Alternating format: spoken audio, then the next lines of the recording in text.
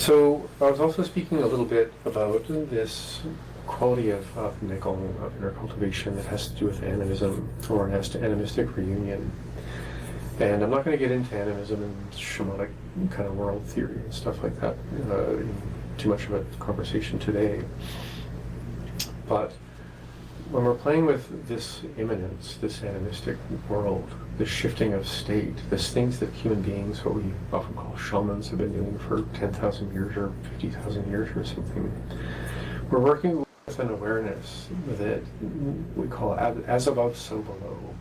So depending on the seasons, depending on what the mind is doing, depending on what your relations are doing, in the sense of relationships, all of that above or outside has a lot to do with what we experience on the inside. And we often frame our inner world in the way we frame, or the way our outer world framed our world. And this is why there's layers to peel back in our practice. So when we get into this animistic world and begin playing with that immanence, the thing that we want to get really good at is called shapeshifting or state shift. And there's many different kinds of state. We're going to study hypnagogic states, which are the states we find in meditation or when you're half asleep, half awake, waking up or going to bed.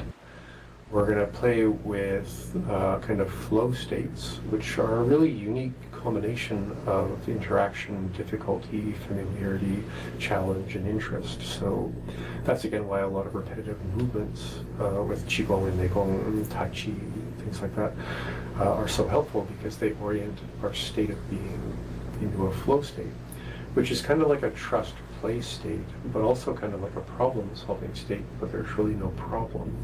So it settles us into a part of the mind that learns, that aspires.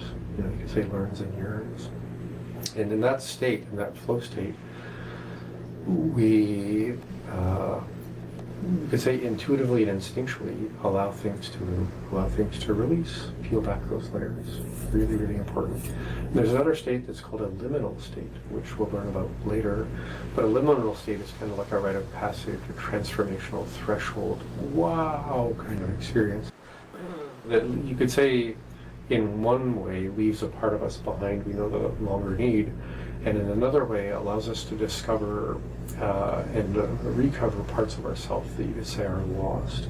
And that's where a big part of spiritual growth or spiritual reunion happens, is in those liminal states. But until we can kind of fly our fighter plane or whatever we want to think of as the challenging part of practice, we can enter hypnagogic states, enter flow states, enter liminal states when we need to because we've learned how to. Now you're capable, you have the Gong capacity of all the early animistic shamanic practitioners throughout the evolution of human experience around the world, because it's just innate to how a transformation happens. But why not become really skillful at how transformation happens?